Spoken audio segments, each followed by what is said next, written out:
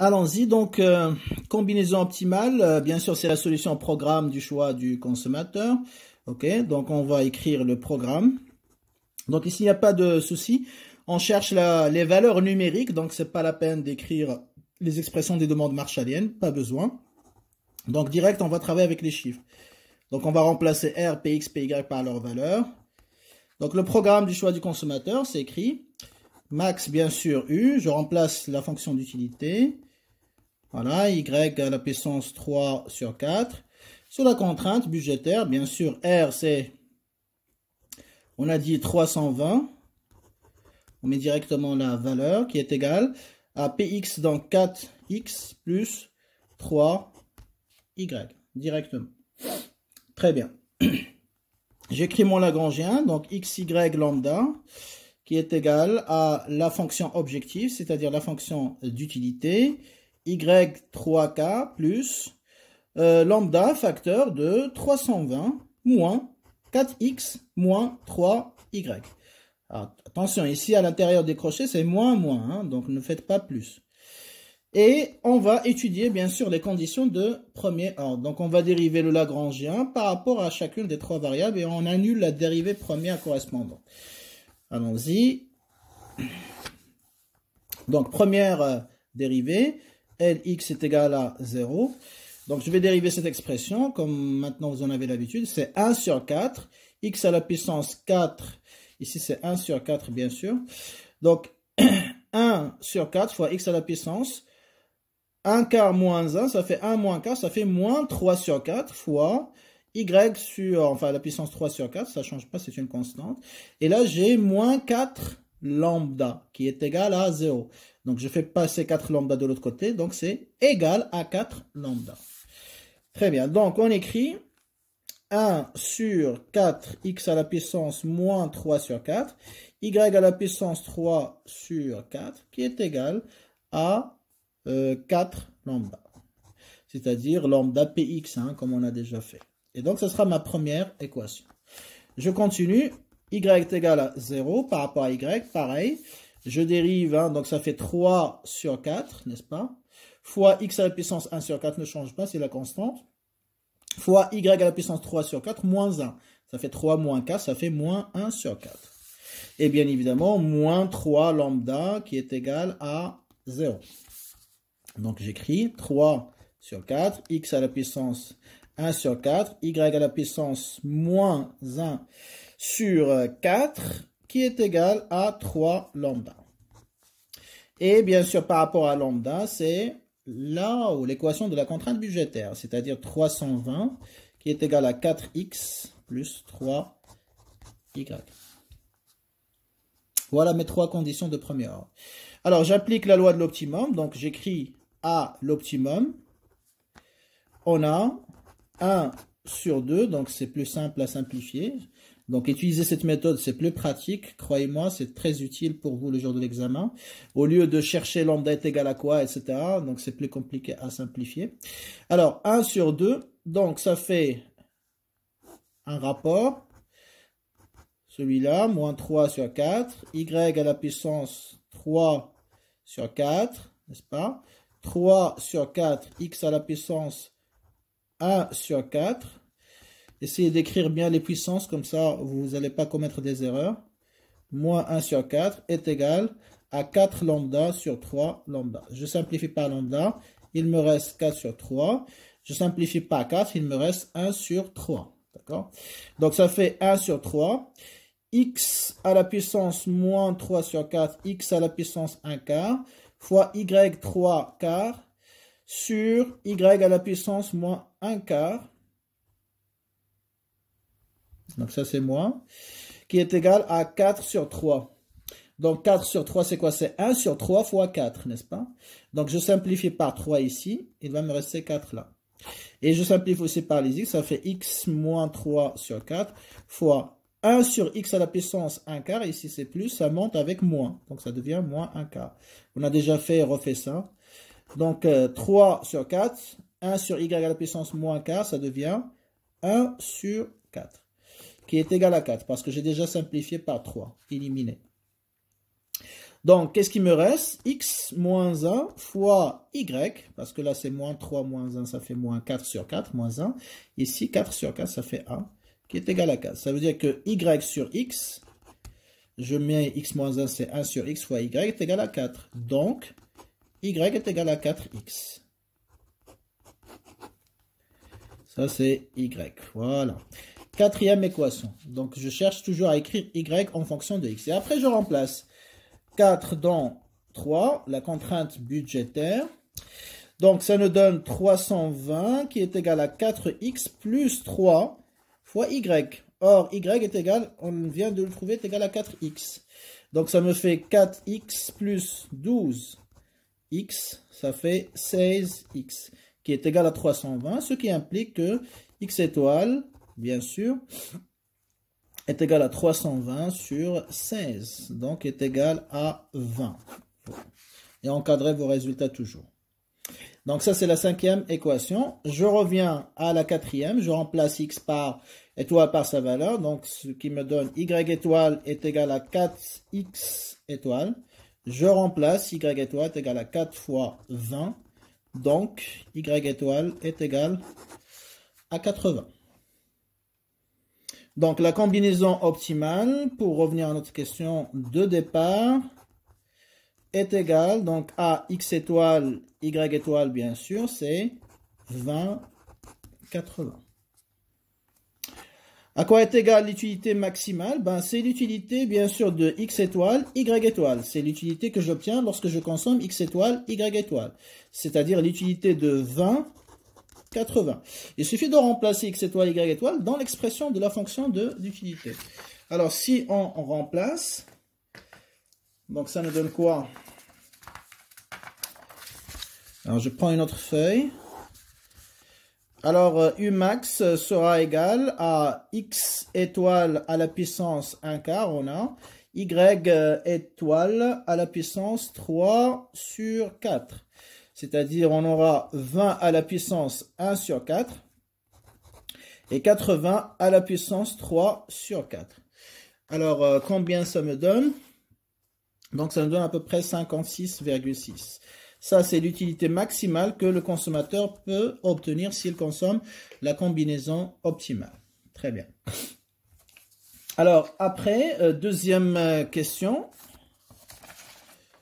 Je vous remets l'énoncé. De combien faut-il varier le revenu du consommateur? D'accord? C'est-à-dire de combien il faut augmenter ou baisser le revenu si sa nouvelle utilité à l'optimum est égale à 25,6. C'est la nouvelle utilité à l'optimum est égale à 25,6. Alors là, il faut faire très très attention parce qu'il y a pas mal d'étudiants qui n'ont pas compris la question. Alors premièrement, qu'est-ce que j'ai? De combien il faut augmenter le revenu? Donc de combien il faut faire varier le revenu, augmenter ou baisser d'ailleurs. Si la nouvelle utilité, donc là déjà j'ai un rapport entre quoi et quoi? Je remarque que j'ai un rapport entre l'utilité et le revenu. Et quel est, lorsque chaque fois j'ai une question qui met en rapport, en relation, l'utilité et le revenu, donc ça veut dire que je vais travailler avec quoi? Avec le multiplicateur de Lagrange, lambda, toujours. Chaque fois que vous avez une question, il y a le revenu et l'utilité, donc lambda, je pense à lambda. Or, lambda, c'est quoi? C'est du sur dr, n'est-ce pas?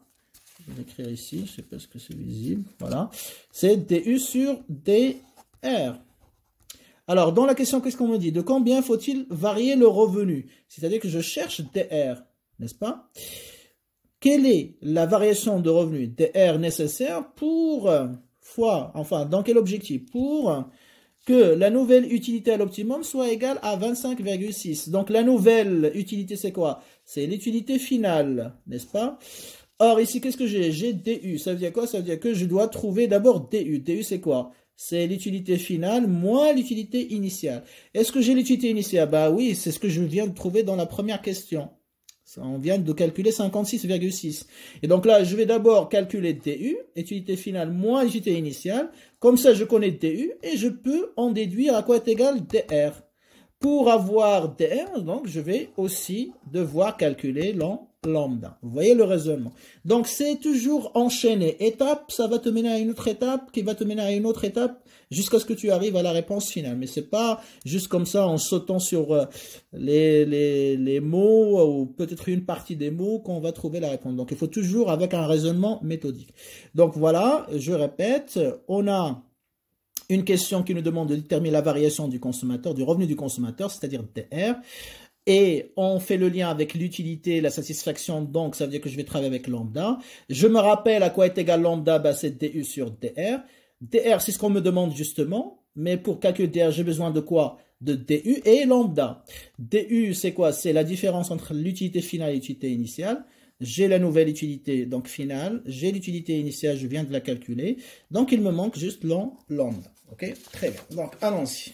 On va d'abord noter ce qu'on vient d'expliquer. Alors, la nouvelle utilité, ça veut dire quoi?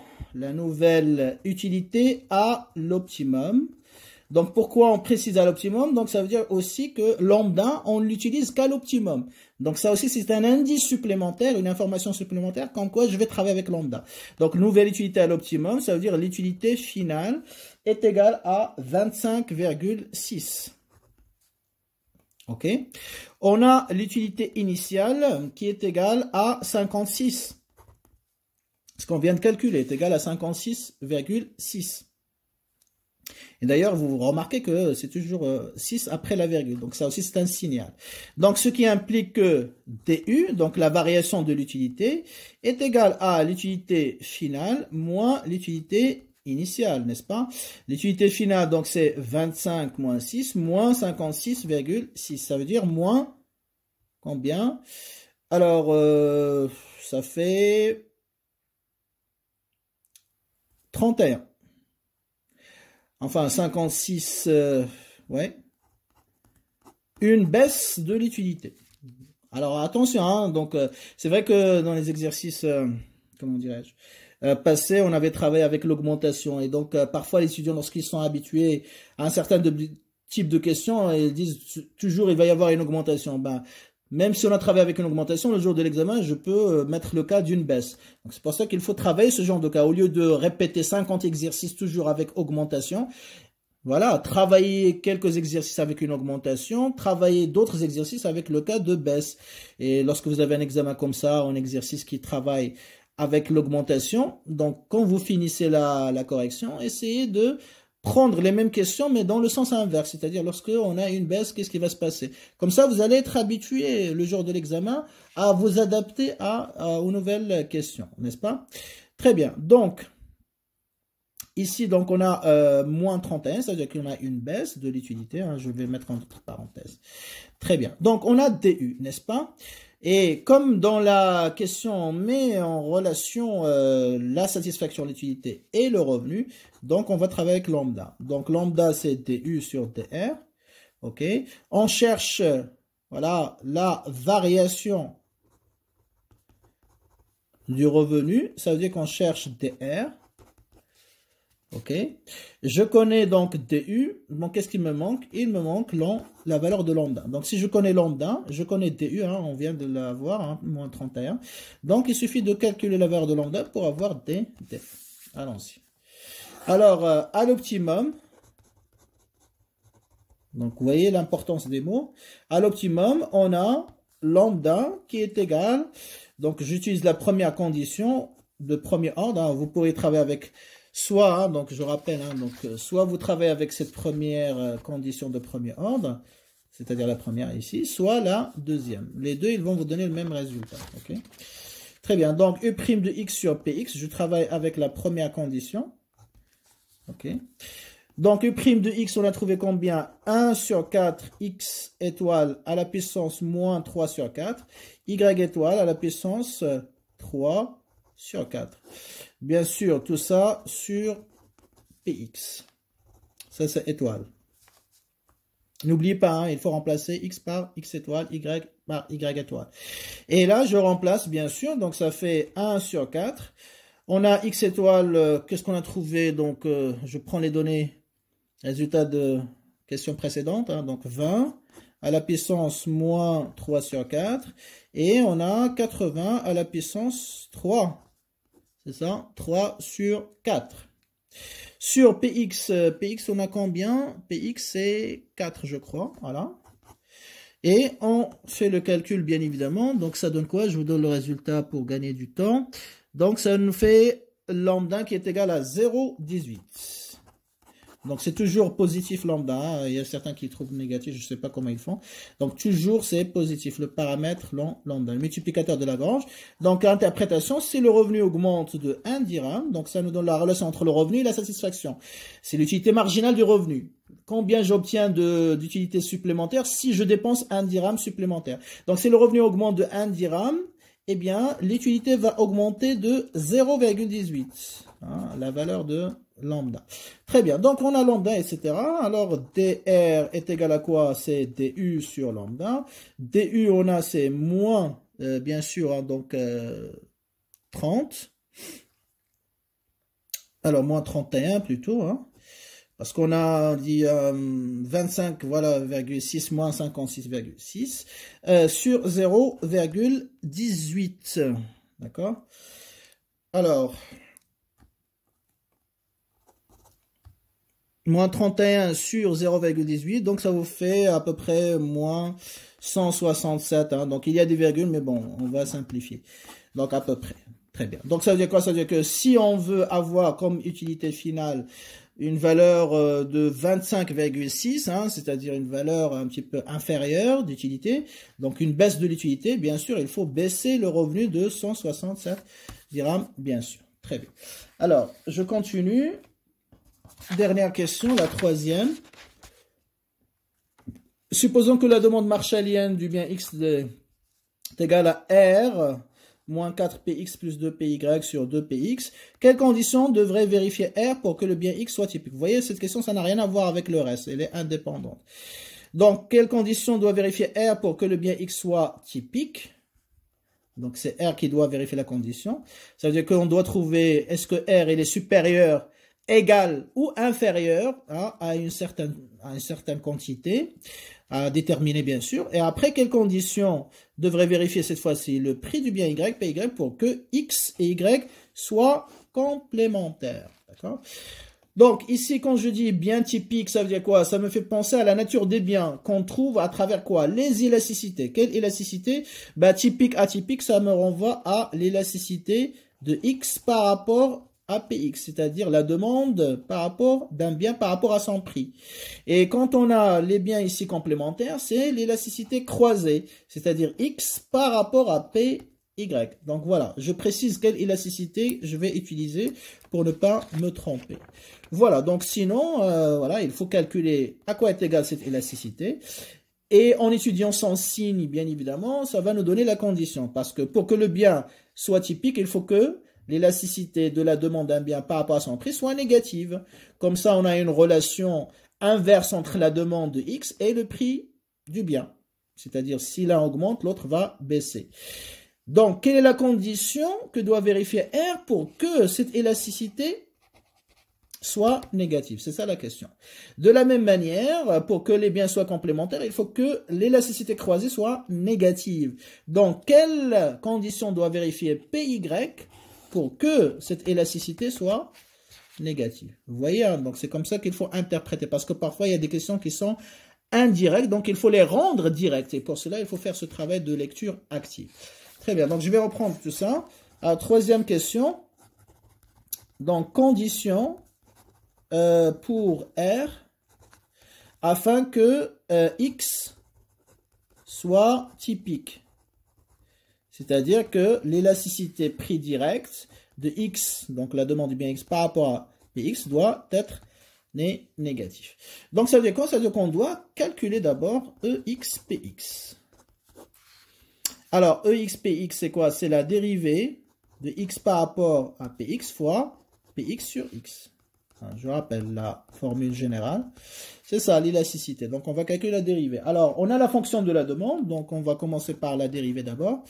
Px, c'est quoi? C'est la dérivée de R moins 4Px plus 2Py sur 2Px prime par rapport à Px. Ok? Donc, on va essayer de traiter ça. Donc j'ai Px ici, en haut, en bas, donc voilà, je suis obligé de faire U sur V'.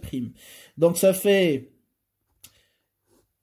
R moins 4 Px plus 2 Py', donc c'est U' fois V de Px, moins U fois V', c'est-à-dire R moins 4 Px plus 2 Py', j'écris un peu petit pour que ça tient, mais bon, fois 2 Px', bien sûr, par rapport à Px toujours, hein, donc je vais pas, j'ai plus d'espace pour écrire Px, sur 2 Px au carré. Ok. Alors, on dérive ça par rapport à Px, bien sûr, donc ça c'est 0, ça c'est 0, donc qu'est-ce qui reste? Moins 4, n'est-ce pas? Moins 4, Px' c'est 1, moins 4 fois 2 Px. Ça fait moins 8 Px. Ensuite, je dérive 2 Px par rapport à Px, ça fait 2. Et j'ai ici moins. Donc ça fait moins 2 facteur de R moins 4 Px plus 2 Py. Le tout sur 4 Px au carré. Ok. Après, qu'est-ce que je fais? Moins Px plus, je développe ce qui est à l'intérieur ici. Les parenthèses, ça fait moins 2R, je fais attention au signe. Moins 2 avec moins K, ça fait plus 8 Px. Moins 2 fois plus 2 Py, ça fait moins 4 Py.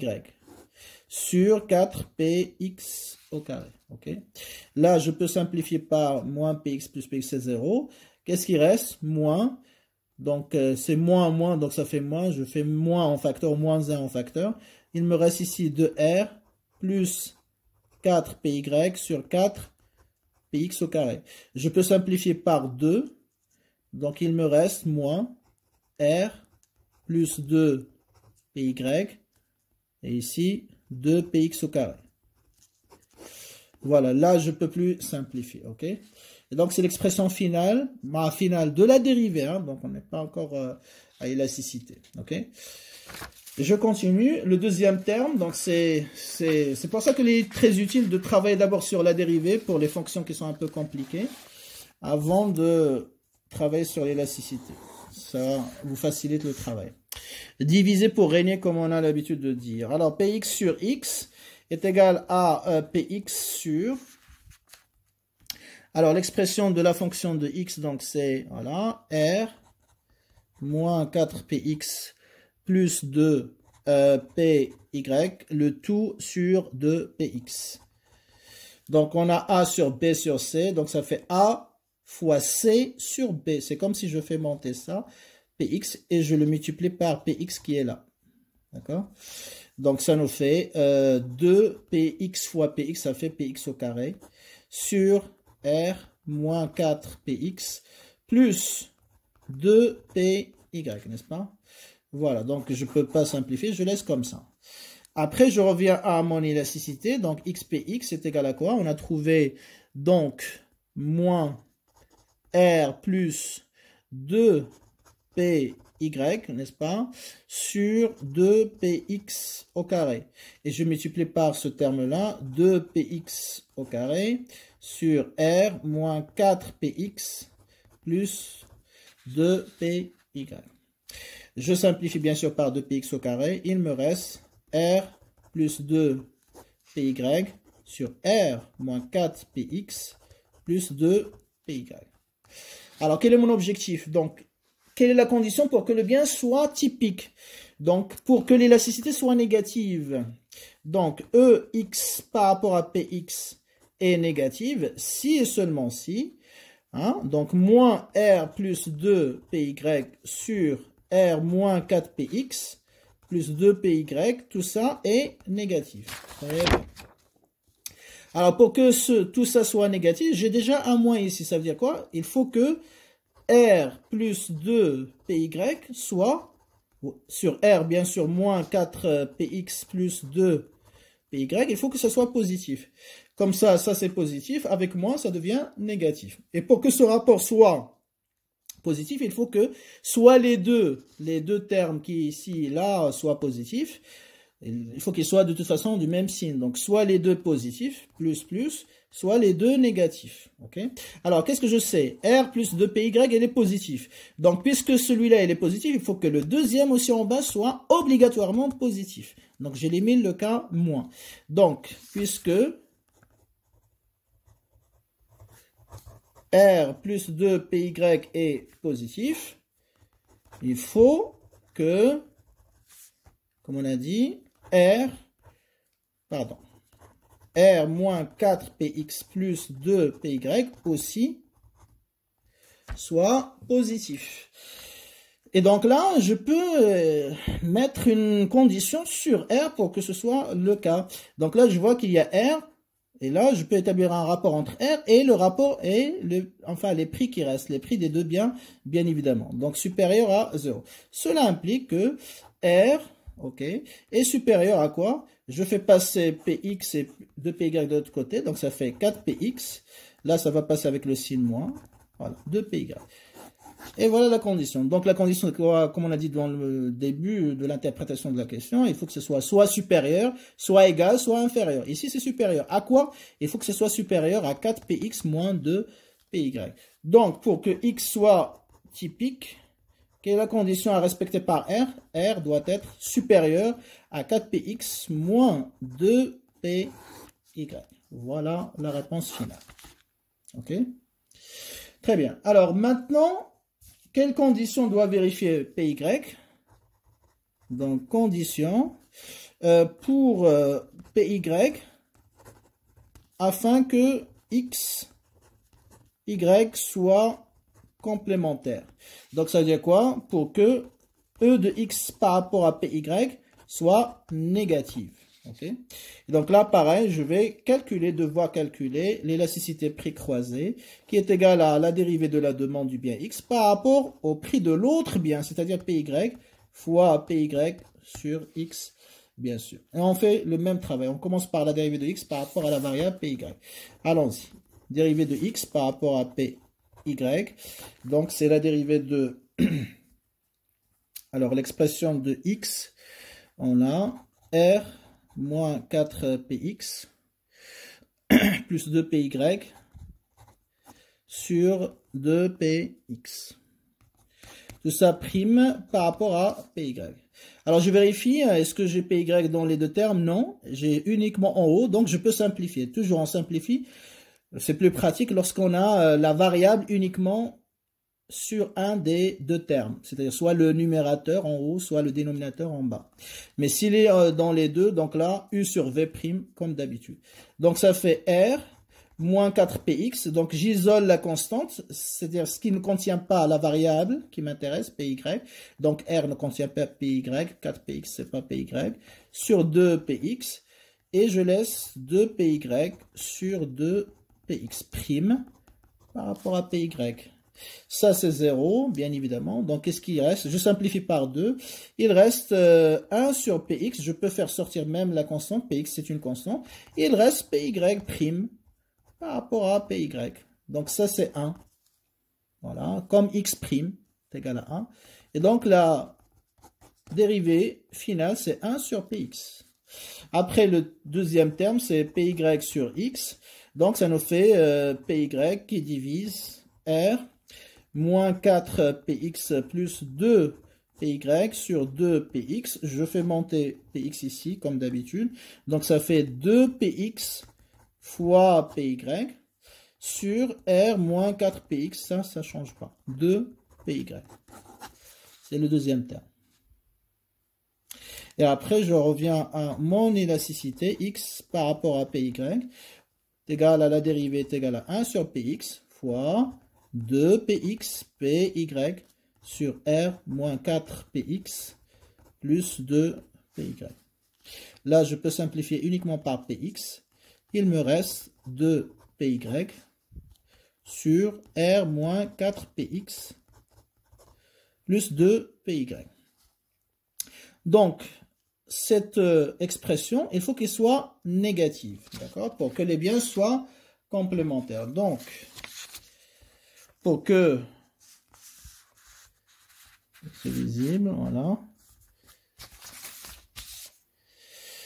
Alors, x par rapport à py négatif, donc il faut que toute cette expression-là que je viens de trouver, c'est-à-dire 2py sur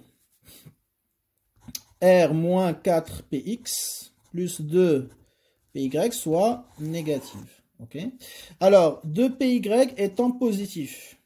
Donc, ça veut dire quoi? Ça veut dire que pour que l'élasticité croisée soit négative, il faut que ce terme-là qui soit négatif.